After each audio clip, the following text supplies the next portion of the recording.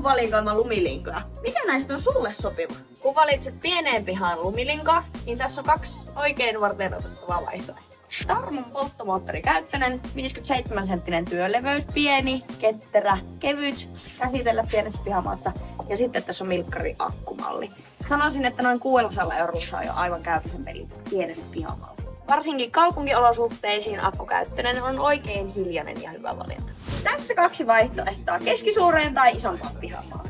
Tarmo työleveydellä 72 senttiä tai sitten Stiga, ja siinä on leveyttä 66 senttiä. Molemmissa verkkovirta startti, ja Stiga on tarkoitettu pimeisiin pihatöihin, kun siellä on valo. Kaikissa on säädettävää heittotorvi.